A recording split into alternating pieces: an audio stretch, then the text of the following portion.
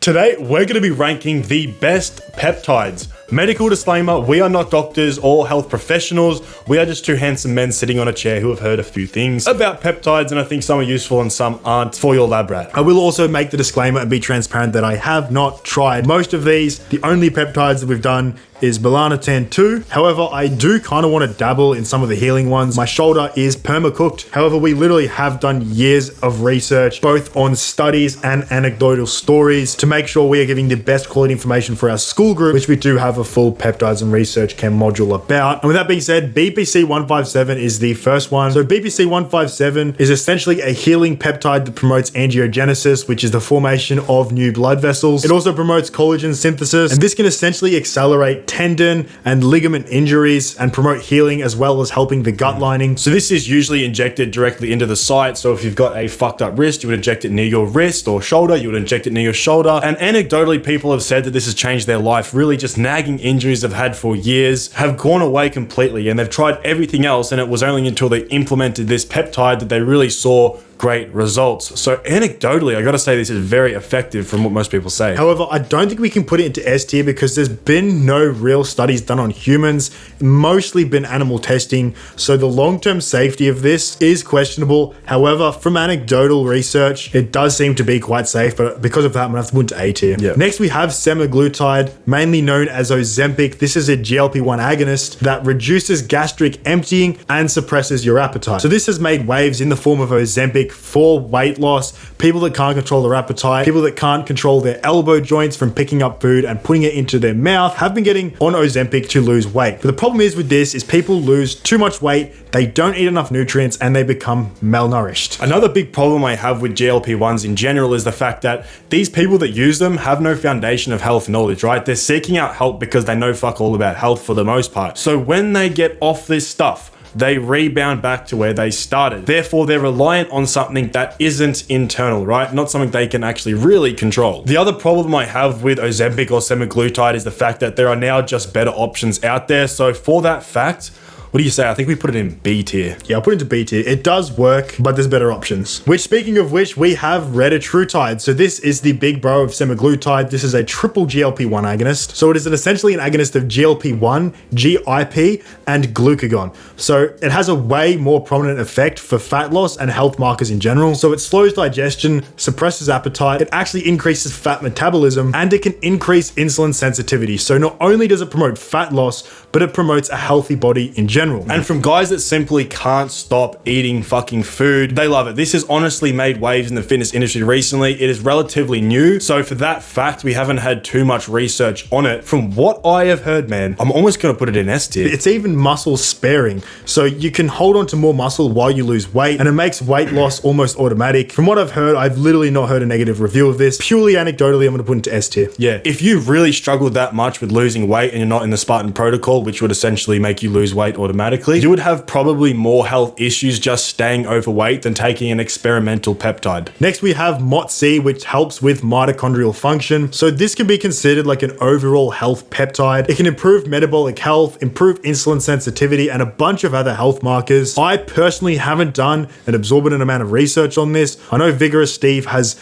massively in-depth videos on MOTC, so I'll literally just shamelessly refer you to him. But from what I've heard, it has great upside with next to no downsides. Yeah, even for energy boosting, almost as a nootropic as well. I think this works great. Once again, we haven't tried it. I'm just gonna say, simply because the effects won't be massive, it is a very mild peptide, I'm gonna put it to B. Next, we have MK677. This is what people will take when they're scared of taking steroids. All the broccoli head kids from your gym are probably on this stuff because they think it's gonna turn them into Ronnie Coleman. Now, will this help you put on mass? Yes. Is it a peptide? Technically not. It's a growth hormone secretagogue, so it's gonna help you release more growth hormone, which has an array of benefits: lean muscle mass, fat loss, you're gonna get better sleep, better hair and nails as well, better skin. However, MK677 can cause a lot of water retention and possibly insulin resistance, so there is a slight possibility if you overdo this to get type 2 diabetes. I honestly think the effects of MK677 aren't really worth it. I mean, it makes you look super bloated. Guys that take it hold a ton of water and don't realistically see that much muscle gain. Yeah, I don't really see anyone using this as a long-term strategy to actually build a good physique. It's more something guys do at the start of their gym journey to speed up their muscle growth. They've got a bunch of urgency at the start to really pack on size, and they're trying to get something to speed run it. Yeah, it does what it's advertised to do, I guess, but it's not going to be like a miracle drug in terms of putting on size. I'm going to put it into B. Next, we have Milana Tan 2, which is a tanning peptide. Now, this is something I have actually tried, and it's worked well. And I simply got on this because I am ginger and I cannot tan. Literally nothing I do will make me tan. I can go out in the sun all summer, I will get burnt, and I will go back to the same color I started with. Essentially, Milana Tan 2 will help you produce more melanin, which is the pigment for your skin, and gets darker as an effect from the sun. Honestly, this is unnecessarily demonized. I remember when I first went to try this stuff, I saw a bunch of stuff by the mainstream media, possibly promoted by Big Sunscreen, because this is a massive threat to that industry. I mean, there's all these crazy claims out there like it causes cancer and stuff. There's no legitimate studies that actually show that. And if there is, please comment them and let me know. But for me, this stopped me getting burnt. This helped me be able to be in the sun and not get absolutely abominated. It actually made my hair darker. It's called the Barbie drug for a reason. It's because it just makes you look better, makes you leaner, everything. In terms of side effects, there are actually a few pretty shit ones. It can make you feel pretty nauseous, especially right after pinning it, and it can give you random stiffies, which are literally the two things you don't want before you go to the beach and go to the sun, which is kind of annoying. I used to pin this stuff, go to the beach, have a stiffy, and feel sick. So it's not ideal. It does actually have a libido boosting effect, which is originally what the drug was designed for. But I think for guys who can't tan, this is S tier. Yeah. But most guys can tan, and a lot of you guys are not Caucasian, so I'm just going to put it into A tier. Yeah, honestly, this is going to be a godsend in summer, boys. You're going to be tanned, you're going to look handsome, you're going to look shredded, and you're going to have a stiffy almost all day.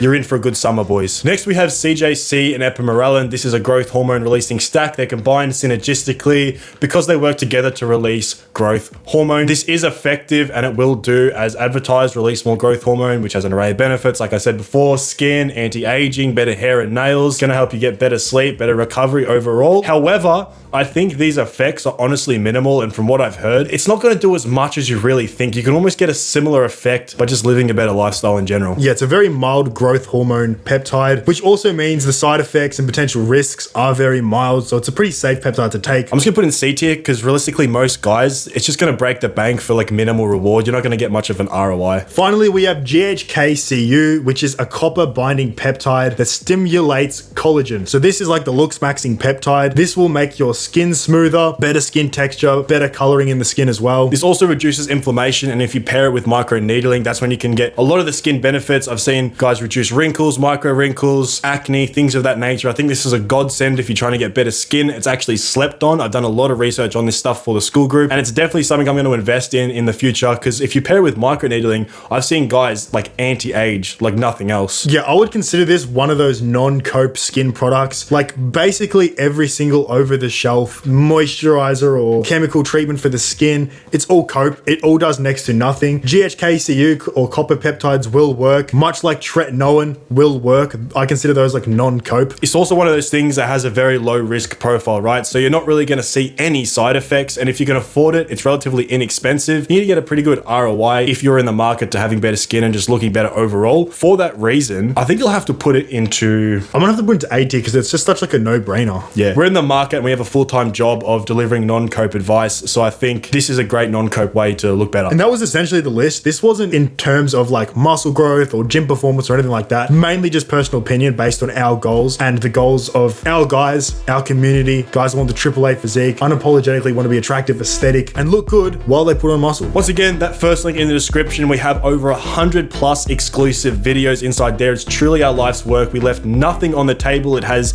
a full PED guide, a full peptide guide, and we speak to everyone inside there and give them support every single day. If you even go to that first link in the description, you'll see a bunch of guys that are making life-changing transformations inside there. There is no other fitness program, protocol, or community like this. It's truly the best you can find. That first link in the description. I appreciate you watching the video, guys. Thank you for all the support recently, and I will catch you in the next one. Peace.